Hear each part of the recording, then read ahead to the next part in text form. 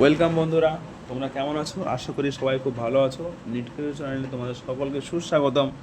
এবং আজকে আমরা ইউক্যারিওটিক সেল, যেটা আমরা শুরু করেছিলাম আগের ভিডিওতে, সেটা আমরা আজকে কন্টিনিউ করব।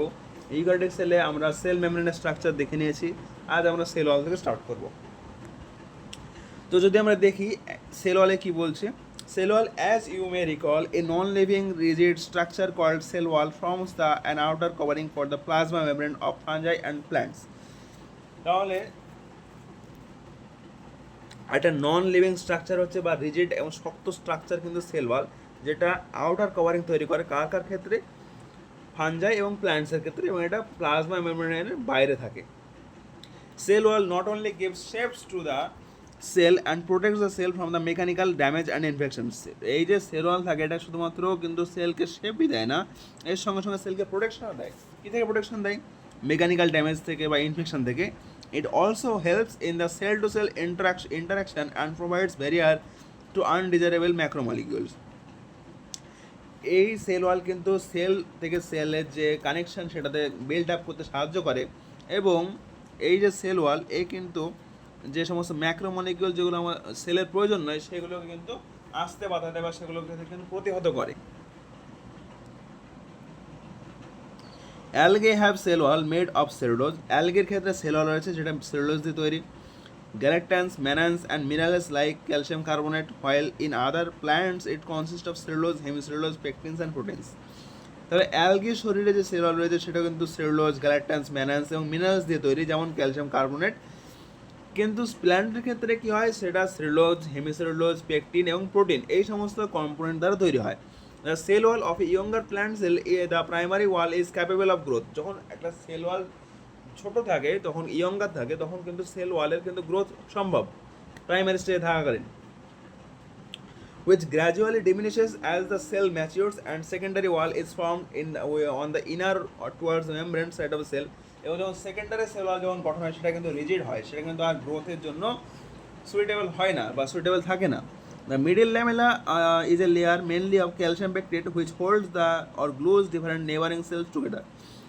এবং দুটো সেল ওয়াল বা মানে পাশাপাশি দুটো সেল থাকলে যে দুটো সেল ওয়াল থাকে তার মাঝে কিন্তু মিডিল ল্যামেলা থাকে।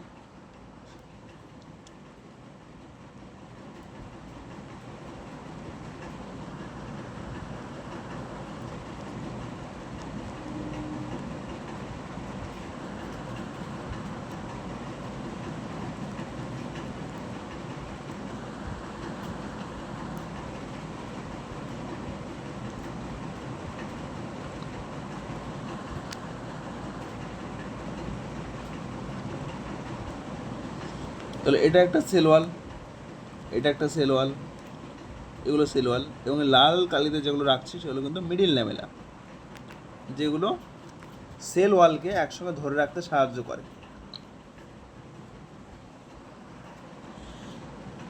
এবং এই যে মিডিল ল্যামেলা, এটা কিন্তু মেনলি তৈরি হয় ক্যালসিয়াম পেকটেট দ্বারা। The cell wall and the middle lamella may be traversed by plasmodesmata which connect the cytoplasm of neighboring cell. তাহলে এখানে কি হয়,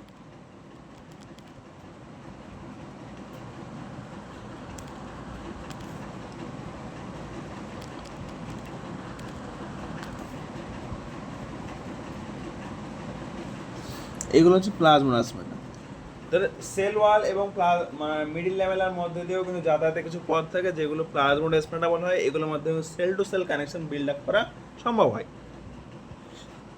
যেগুলো একটা সেলের সঙ্গে আরেকটা সেলের সাইটোপ্লাজমের কানেকশন তৈরি আছে বা হয়।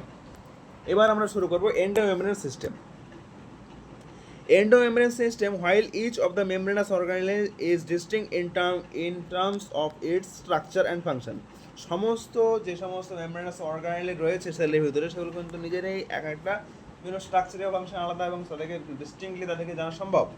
And many of this are considered together as endomembrane system, এবং তাদের অনেকগুলোকে নিয়ে কিন্তু এন্ডোমেমব্রেন সিস্টেম গঠিত। Because their function are correlated, কারণ তাদের যে কাজ সেগুলো কিন্তু রিলেটেড, একে অপরের সঙ্গে তারা একদম মিলেমিশে থাকে এবং মিলেমিশে কাজ করে। The endomembrane system include endoplasmic reticulum, Golgi complex, lysosome and vacuoles. তাহলে এই যে এন্ডোমেমব্রেন সিস্টেমের মধ্যে কোন কোন অর্গানেলে থাকবে? Endoplasmic reticulum, Golgi complex, lysosome vacuole.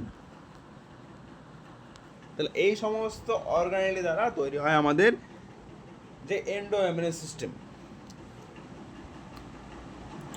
Since the function of the mitochondria, chloroplast, peroxisome are not correlated বা coordinated with the above components, these are not considered as the part of endomembrane system. যেহেতু পারক্সিজোম, chloroplast, mitochondria এদের কাজ এর সঙ্গে মেলে না, তাই এদের কিন্তু এন্ডোমেমব্রেন সিস্টেমের পার্ট হিসেবে ধরাও হয় না। প্রথম structure endoplasmic reticulum or ER. The electron microscopic studies of the eukaryotic cells reveal the presence of a network of reticulum of tunitubular structures scattered in the cytoplasm that is called endoplasmic reticulum. যদি আমরা microscopic study দেখি, electronic microscopic study দেখি eukaryotic সেলের ক্ষেত্রে, তাহলে সেখানে কিন্তু আমরা দেখতে পাবো যে কিছু নেটওয়ার্ক রেটিকুলামের মতো স্ট্রাকচার কিন্তু রয়েছে, যেগুলো ছোটো ছোটো টিউবুলার স্ট্রাকচার, এবং এগুলো কিন্তু সাইটোপ্লাজমে ছড়িয়ে ছড়িয়ে থাকে। এগুলো কিন্তু এন্ডোপ্লাজমিক রেটিকুলাম। এই যে তোমরা ডায়াগ্রামে দেখতে পাচ্ছ, এই যে এটা নিউক্লিয়াস, এটা নিউক্লিয়ার কোর, এইগুলো যেগুলোর উপরে রাইবোজোম লাগানো আছে, রাইবোজোমের দানা, সেগুলো RER, আর যেগুলোতে রাইবোজোমের কোনো দানা নেই সেগুলো স্মুথ এন্ডোপ্লাজমিক রেটিকুলাম, যেমন এগুলো ACR, এগুলো RER। এবং এই যে দানাদার যে সমস্ত বস্তু রয়েছে সেগুলো কিন্তু রাইবোজোম, যেগুলো প্রোটিন তৈরি একটা factory. Hence, the ER divides the intracellular space into two distinct compartments. One is luminal inside ER, one is extraluminal or cytoplasm compartments. তাহলে কি কম্পার্টমেন্ট থাকে? একটা লুমিনাল, একটা এক্সট্রালুমিনাল। এই যে লুমিনাল আর এক্সট্রালুমিনাল, লুমিনাল মানে হচ্ছে যেটুকু মানে যেটুকু জায়গা এই ER-এর ভিতরে থাকে সেটা লুমিনাল, যে জায়গাটুকু লুমিনালের বাইরে থাকে বা ER-এর বাইরে থাকে সেটা এক্সট্রা লুমিনাল, এবং সেইটা কিন্তু cytoplasm. The ER often shows ribosome attached to their outer surface, মানে বেশিরভাগ ক্ষেত্রে ER-এর মানে যে মানে আউটার সারফেস রয়েছে সেখানে কিন্তু রাইবোজোম অ্যাটাচ থাকে, এবং the endoplasmic reticulum bearing ribosomes on their surface is called rough endoplasmic reticulum. যে সমস্ত এন্ডোপ্লাজমিক রেটিকুলামের সারফেসে রাইবোজোম থাকে তাদেরকে রাফ এন্ডোপ্লাজমিক রেটিকুলাম বলা হয়। এবং in the absence of ribosome they appear smooth and are called smooth endoplasmic reticulum, এবং যাদের ক্ষেত্রে থাকে না তারা স্মুথ এন্ডোপ্লাজমিক রেটিকুলাম বা SER হিসেবে তাদেরকে ধরা হয়। RER is frequently observed in the cells actively involved in the protein synthesis and secretion. RER কিন্তু বেশিরভাগ ক্ষেত্রে প্রোটিন সিনথেসিসে সহায়তা করে এবং অ্যাক্টিভলি পার্টিসিপেট করে। They are extensive and continuous with the outer membrane of the nucleus. তারা কিন্তু বিস্তৃত পরিমাণে থাকে এবং নিউক্লিয়াসের যে আউটার মেমব্রেন সেখান থেকে কিন্তু কন্টিনিউয়াসলি থাকে। The smooth endoplasmic reticulum is the major site for the synthesis of lipid, and in animal cells lipid-like steroid hormone are synthesized in the ACR. তাহলে RER থেকে কি হয়? Protein synthesis. যদি ACR এর বলা হয় তাহলে সেখান থেকে লিপিড সিনথেসিস, এবং প্রাণীদের ক্ষেত্রে এখান থেকে স্টেরয়েডাল হরমোনও সিনথেসিস হয়, যেগুলো lipid structure, steroid derivative. Next structure Golgi apparatus. এই যে আমাদের গোলগি অ্যাপারেটাসের ডায়াগ্রাম তোমরা দেখতে পাচ্ছ। গোলগি অ্যাপারেটাস এটা ডিসকভার করেছিল ক্যামেলিও গোলগি 1898 খ্রিস্টাব্দে। এটা ইম্পর্টেন্ট কোয়েশ্চেন, তোমরা মাথায় রাখবে। First of the densely স্ট্রেন্ড reticular structure near the nucleus.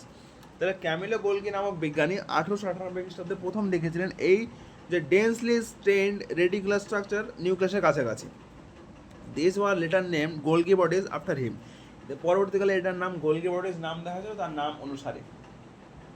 এবার they consist of many flat disc-shaped sacs or cisternae of 0.5 micrometer to 1.0 micrometer diameter. তাহলে এর যে স্ট্রাকচারগুলো কনসিস্ট হয় অনেকগুলো ফ্ল্যাট ডিস্ক-শেপ যে সমস্ত স্যাক্সের মধ্যে দেখতে বা সিস্টার্নিগুলো, সেগুলো 0.5 মাইক্রোমিটার থেকে 1.0 মাইক্রোমিটারের মধ্যে তাদের ডায়ামিটারটা হয়, এবং এই সমস্তগুলোকে দেখে মনে হয় তারা একদম মানে স্ট্যাক করে সাজানো রয়েছে প্যারালালি একে অপরের। এবং varied number of the cisternae are present in a Golgi complex, এবং এদের যে নাম বা সেটা কিন্তু ভ্যারি করে, ফিক্সড নয়। The Golgi cisternae are concentrically arranged near the nucleus with distinct convex cysts or the forming space. এবং এখানে কি হয়, এই যে গোলগি সিস্টেমগুলো রয়েছে এটা কিন্তু কনসেন্ট্রিক্যাল বা ঘনভাবে কিন্তু সাজানো থাকে নিউক্লিয়াসের কাছাকাছি, এবং এদের যে যারা এগুলো যেগুলো মানে নিউক্লিয়াসের কাছাকাছি থাকে সেগুলো কিন্তু কনভেক্স সারফেস আর সিস, আর এগুলো তাহলে যেগুলো নিউক্লিয়াসের কাছে থাকে সেগুলো কনভেক্স, নিউক্লিয়াস থেকে দূরে থাকলে কনকেভ, এটা সিস ওটা ট্রান্স, এবং কনভেক্স আর cis or the forming surface, এবং concave or trans or the maturing surface. মানে কি, এখান থেকে লিপিড বা প্রোটিন যাই হোক ঢুকবে, এটা হচ্ছে ফর্মিং, এটা ম্যাচুরিং, এখানে ঢুকলো ফর্মিং হলো সব কিছু প্রসেস হলো, তারপর বেরিয়ে আসছে, এটা হচ্ছে ম্যাচুরেশন প্রসেস। তাই এই দিকটা ফর্মিং, এইটা maturating. And the cis and the trans face of the organelle are entirely different, এবং সিস এবং ট্রান্সের যে মুখগুলো সেগুলো কিন্তু আলাদা আলাদা হয়ে থাকে বাট ইন্টারকানেক্টেড, কিন্তু তারা কিন্তু সঙ্গে যুক্ত থাকে। The Golgi apparatus principally performs the function of packaging materials to be delivered either to the intracellular targets or secreted outside the cell. Golgi apparatus কিন্তু কী করে, প্যাকেজিংয়ের কাজ করে ম্যাটেরিয়ালের, এবং তাদেরকে ইন্ট্রাসেলুলার টার্গেটে পৌঁছায় বা সিক্রেট করে সেলের বাইরে। Materials to be packaged in the form of vesicles from the ER fuse with the cis face of the Golgi apparatus and move towards the maturing face, এবং যেগুলো প্যাকেজ হবে যে সমস্ত ম্যাটেরিয়াল সেই ভেসিকেলগুলো ঢুকে ইয়ারের সঙ্গে ফিউজ করে সিস ফেসে এবং গোলগি অ্যাপারেটাসের ট্রান্স ফেসের দিকে যায় বা ম্যাচুরিং ফেসের দিকে যায়। This explains why the Golgi apparatus remains in the close association by the endoplasmic reticulum, এবং এর জন্য কিন্তু এন্ডোপ্লাজমিক রেটিকুলাম খুব কাছাকাছি থাকে, কারণ লিপিড প্রোটিন নেবে এবং প্যাকেজিং করে গ্লাইকোপ্রোটিন বা গ্লাইকোলিপিডে কনভার্ট করবে। A number of proteins synthesized by the ribosomes on the endoplasmic reticulum are modified in the cisternae of the Golgi apparatus before they are released from its transphase.